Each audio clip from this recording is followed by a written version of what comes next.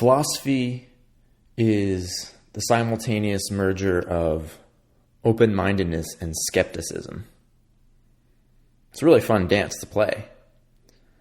And as I've articulated in the past, it's key to the good life. It's key to a creative life. It's key to a flourishing life. This mindset of thoughtfulness, of figuring out what makes sense, what is the optimal way, what is an optimal way, what are approaches you're going to take to script your story as you live on this spinning globe in this galaxy. So that's, of course, fundamental to the conscious life, living consciously, the first pillar of self-esteem. So philosophy, the love of wisdom, right, is this dance of skepticism and open-mindedness, simultaneously pulling in two directions. How can you entertain ideas without accepting them? Be open-minded about any potential avenue and be skeptical about all potential avenues. And it's fun. It's a fun duality. So let's be playful in being principled at the same time, right? I think dogma and precision in principles can be overemphasized, and definitions of words can get overly black and white. And there is certainty in the world. A is A. 2 + 2 = 4. Absolute truth exists. If you question that, I mean, you question it all you want, but if you seek to argue against that, it enters this land of the stolen concept fallacy, as Ayn Rand articulated, where you are using the very concept you wish to disprove. And that's contradictory. So there is certainty. The question is, how much can you play with words, concepts, in the sense of contexts, right? Context. Where if you hear a statement, finding the mindset of, how could this be true? What if this were true? Let's entertain this as if it is true. Again, entertaining it without accepting it, which is what Aristotle said, the mark of an educated mind is one who can entertain an idea without accepting it. So that's the open-mindedness and skepticism happening at the same time. But I'm almost going a step further here, where I'm inviting the critically thinking mind to almost be a little magician or a little clown or a little jester in the process of entertaining ideas, where you can even hold two concepts in mind, two statements in mind at the same time that seem to contradict each other. But because you are seeing the nuance, the context of how words are defined, then they both make sense. So, for example, basic example would be a statement such as, you have intrinsic value. And the statement, you have no intrinsic value. These are both true statements, depending on the context and the specific connotation of the term intrinsic value. So this is a fairly clear example, actually, where you have intrinsic value as a human. You have an intrinsic value as a human. By simply breathing right now, you are worthy of happiness. You have the right to exist intrinsically. And you have no intrinsic value in terms of transactions in the marketplace, in terms of creating value for others or someone giving you value. You have no right to that, right? It's up to you to build value in order to experience win-win interactions in the market, in trading with other humans. Simply because you have intrinsic value and worthiness of happiness doesn't mean that someone is going to give you money. It's going to give you value. Right? So that's just stripping away all sense of entitlement. So right there, we're just defining there is you have intrinsic value versus you have no intrinsic value. Well, it's different contexts, right? So that's a basic example. How could you continue to employ this mindset of playfulness versus exactness? This is the definition of this statement. This statement is pure in its meaning. I think some statements are pure in meaning. There is absolute truth. Absolute truth exists. That seems axiomatic to me. I'm not sure how you define those words differently. But I made a post the other day that I was seeking to be playful. I said, all atheists are religious. All atheists are religious. And I understand that not many people really got that right away because it was a little cryptic and it wasn't obvious that I was intending it as playfulness. But it was telling that a few people didn't really get it or didn't have this mindset of how could this be true? What does he mean by that? In what way is this true?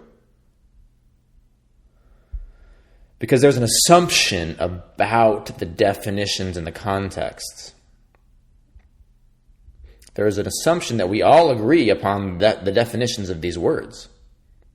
All atheists are religious. Well, that can't be true because atheists assert there's no supernatural. Religion means belief in the supernatural. Therefore, no meaning to that statement, contradictory. Doesn't make any sense. Can't be true. So that's the principled mindset. That's the principled mindset. Assumption of these words have this strict definition upon which we must all agree. It's a dogmatic approach. It's a dogmatic approach. And it's principled, it's consistent. But there's almost this attachment to principles and consistency. And I'm not making a relativist argument here. Again, I see absolute truth exists. A is A. There's no way around that. I'm talking about some other auxiliary statements. Most statements aren't axiomatic. So, atheists most atheists are religious. Well, I was referring to the fact that most atheists are still worshipers of government itself. The institution of government is a superstition that we need government in order for humans to live. Otherwise, it'd be chaos and murder, etc. It's this obedience to the mechanism, the concept, the abstraction of government. And of course, government doesn't exist in reality. Government is a collection of individual human beings who put their pants on in the morning. There's only a belief in the abstraction. Government doesn't exist, just like a forest doesn't exist. Only individual trees exist. Just like a crowd of people doesn't exist, only individual people exist. As soon as those individual peoples walk in other directions, the crowd is gone. The crowd is an abstraction. Government is an abstraction in metaphysical reality. Humans walking around is physical reality. 2 arms, 2 legs, a brain, 5 senses. That is a physical essence. Now, government doesn't exist. It is a belief in the concept, in the abstraction, that some groups of humans who put their pants on in the morning are authorized, supposedly, to coerce other groups of humans. Because without that, humans couldn't be trusted, right? We can't trust humans to take care of themselves. We need this overarching authority, to make sure that all these humans are kept in check, because we can't trust them to take self-responsibility, which is a contradiction, because how can those humans in government somehow manage the others if those humans themselves in government can't trust themselves, because they're just humans who put their pants on in the morning. They can't trust themselves, but somehow they have the authority and the ability to manage other people's lives. Contradictory. So, anyway, government is an abstraction that people believe in and most atheists believe in. Most atheists make all these clear arguments about how it's impossible for God to exist. And they value consistency and logic and evidence, etc., and then worship the government itself. So, that was what I meant in that way. And that's also kind of in my overarching message here about playfulness. That's actually a fairly clear example. Once you realize there's another way to define religious, all right, yeah, most atheists are religious. But again, the point here is finding this mindset of, how could this be true? What does he mean by this?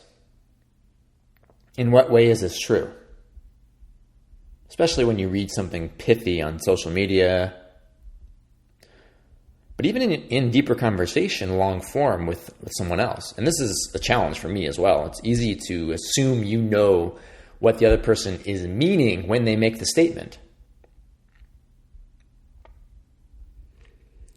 How can you find this place of openness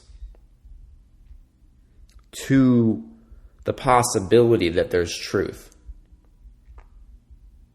in a statement that seems to be wrong on face value? And so I'm inviting you to think this way because I think it's in your self-interest to be happy and flourishing and curious and lighter. You don't need to toss out your principles. In fact, please do not. Please do not. Please have a spine. Please have a spine and keep the skeptic side. However, I think many of us could benefit from a little supplemental boost in our openness. side of the equation. How could this be true? How could this be true? And then operating as if it's true. Operating as if it's true. What happens doing n=1 experiments? What happens if I believe this for fun? I'm not actually just full on believing it, but I'm going to, for a period of time, operate as if this were true. Right? What about law of attraction? The idea of if you visualize your future vividly, then those visions will come true. They will come true if you have the conviction and vividness of the visioning that they will actualize. So when you hear that type of assertion, how can you be more self-interested? Rather than your skeptical brain coming up and saying, this is how it's not true. This is how the law of attraction is not true. You need to have action. Nothing manifests without action. Therefore, law of attraction has no value, essentially. You need to throw that out the window.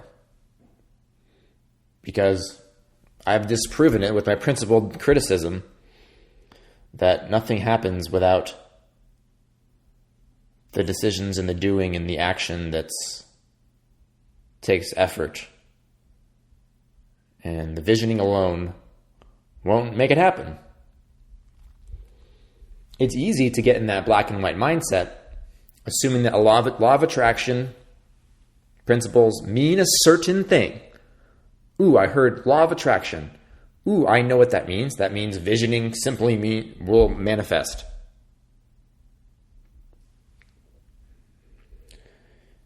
And it's cold and inflexible interpretation of the statements. If you're flexible and playful about the interpretation and having this humility, essentially, about your own conceptions and definitions of words. Definitions of words are everything. Why do you assume that you know the definitions of each of those words?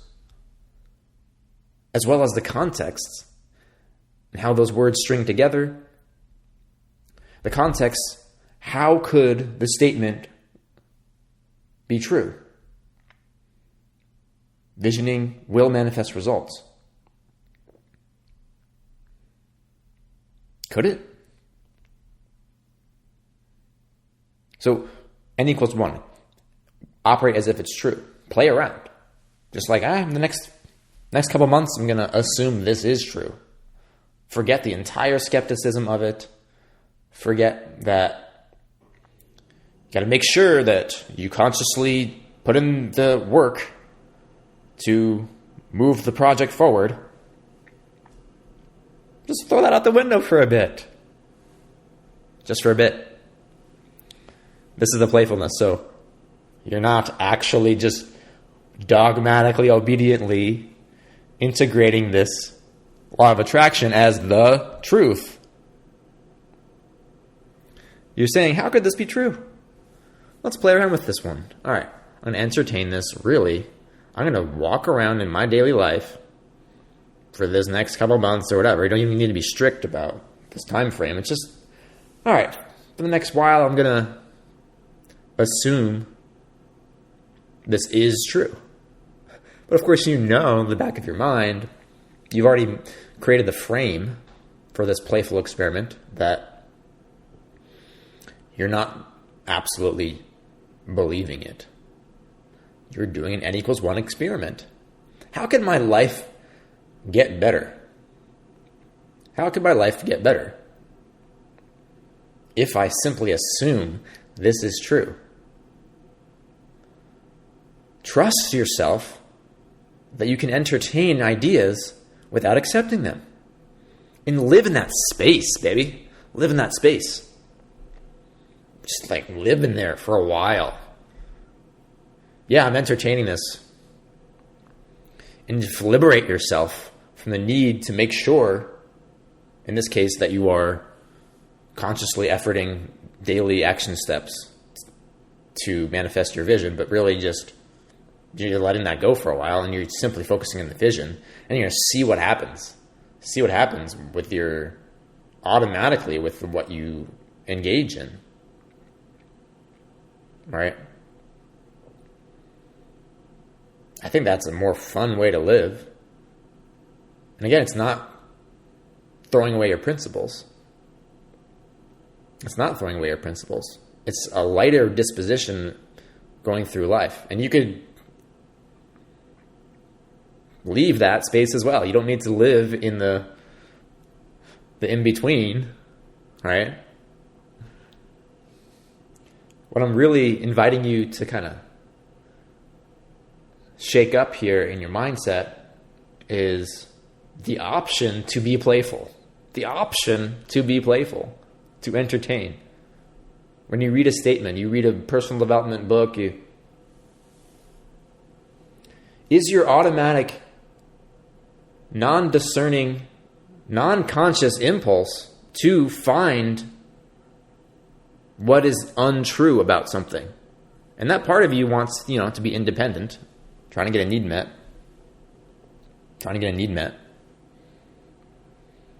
You don't want to be gullible, right, and let anything in.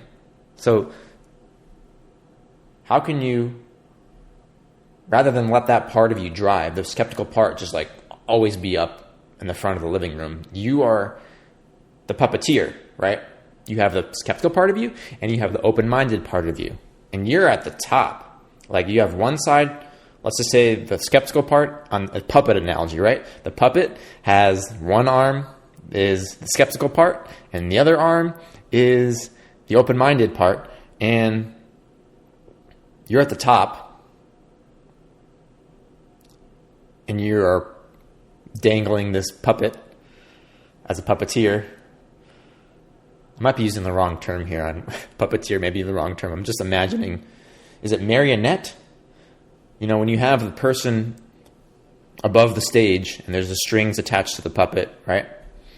So you're like this capital S self leader, and you're in charge.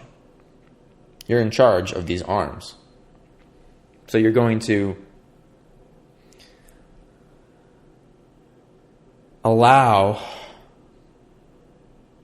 that skeptical arm to maybe rest at its side for a while.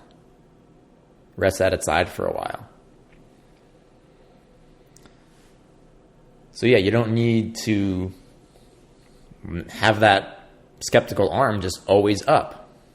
But you put it up when you want it to be up. But how could it be true? When is it true? In what way is it true? Can I act as if it's true? I'll give you one more example, which is this language of nonviolent communication, which we've talked about on the show numerous times. Episode 17 with my friend Katie Testa, who's a nonviolent communication trainer, professional. That's the show to go to hear the overview of nonviolent communication, or connected communication, compassionate communication, to leave the land of shame, blame, and judgment and enter the land of needs in order to move through conflict, in order to understand what is motivating somebody.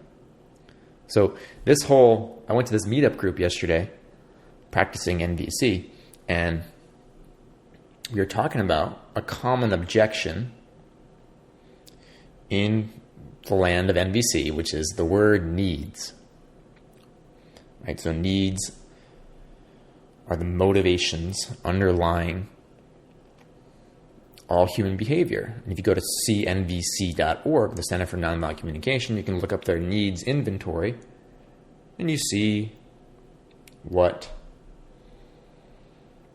are essentially universal human needs, whether that's purpose, rest, meaning, celebration, growth, acceptance, belonging, visibility, challenge, compassion, We all want these in our lives. So the common objection is, I don't like the word needs. I don't like the word needs.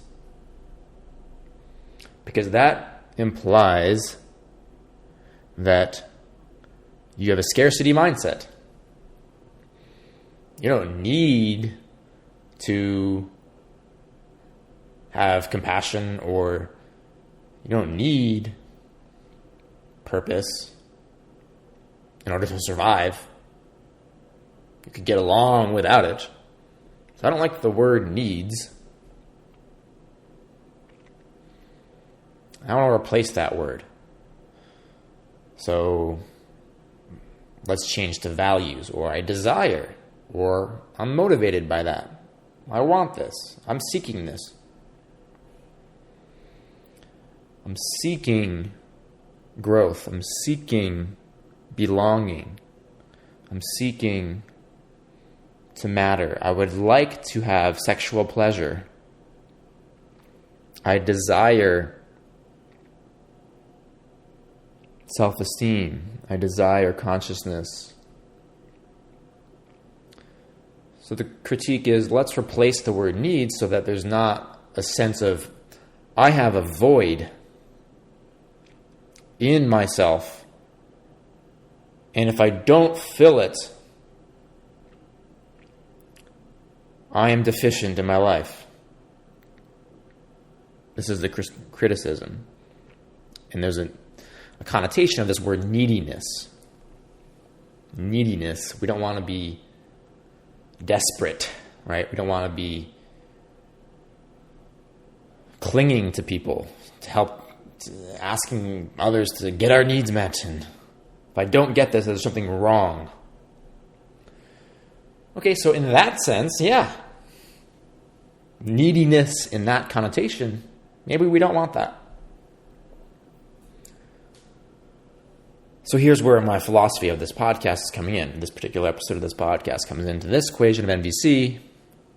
How can you be less principled about definitions of words? How can you be more playful, flexible, look at words as silly putty? Look at words as a silly putty. That's what it is.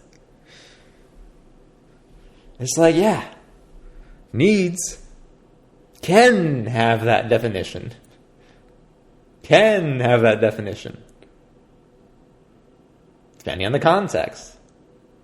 Depending on the intention. Depending on the subjective experience of the individual engaging with the word. I need to have security in life. I need. Well, that could be coming from a place of desperation based on your own childhood experience. Of you didn't have secure attachment, you didn't have a sense of safety in your environment. So then the nervous system has a relationship to the word need in that context of desperation. But you can also engage with the word need in a different way.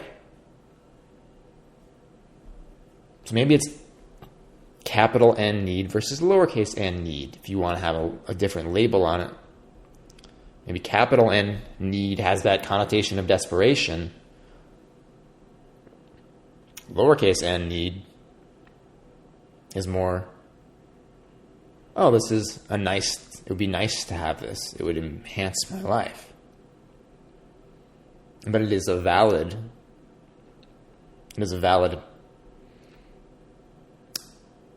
physiological signal when my body says, I'm missing out on connection right now. I need connection. I need connection right now. Right. It's valid even if it's not a capital N need. Okay? So like I've encountered these types of objections in this NVC world, and it's like, look, do what you want. Like, use whatever word you want. It's all about how you relate to the word in your own head. What's your connotation of the word? So I think there is value in using the word need, rather than a softer, like this would be a desire or value, because it almost downplays it. It's like it's not as important. Yeah, you need water and air, but you don't need connection and visibility and empathy. I like needs, lowercase n. I also see the value in using other words, replacement words, based on the context. If I'm interacting with someone and I think that they don't like the word need, maybe I want them to choose the word desire or seeking or value. You're desiring connection right now, I can tell, it seems. If maybe in that certain context I said, I think you're needing connection, maybe that would trigger them because of their own stuff and their own relationship to the word needs. If I pick that up, then I might say, it's in my self-interest in order to move this conversation forward. I'm going to choose this word instead. I'm just laughing because it doesn't matter. There's no one right way to interpret it. And be playful with it and think about what's the best way, what's the optimal way in that context. Right? So this all goes back to this. How could it be true? How could it be true? When is it true? In what way is it true? Let's operate as if it's true. Needs is an effective word. Desires is an effective word. Whatever. Yes, all of the above, depending on the context. Rather than, I need to take a principled approach and determine my answer to the question, which is the best word to describe what NVC calls needs. You don't need to have a figured out philosophical, principled, dogmatic, black and white approach to that question. You can have a playful philosophical disposition. It's so much more fun. They're all true depending on the context.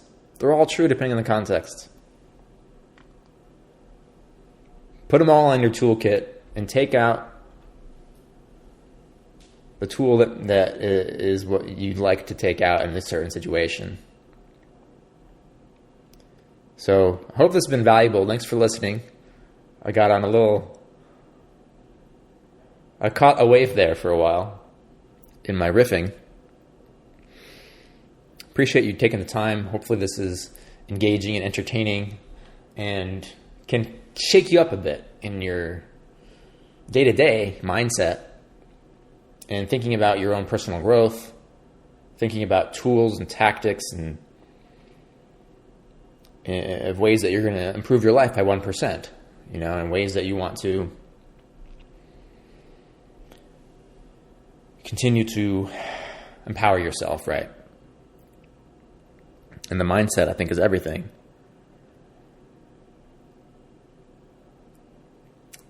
So if this has been valuable to you, consider a donation. ko-fi.com/empowered, ko-fi.com/empowered. It would mean a lot to me to know from you, the dear listener, that what I'm doing is permeating into your life. You're seeing some of these takeaways, these mindsets, offerings, these tools, perhaps percolating into your day and week. And if that's the case for you, I'd really appreciate you giving a few bucks, just a couple cups of coffee, to signal to me that, yeah, Joel, please keep it up. Thanks so much, and we will talk to you soon. Cheers.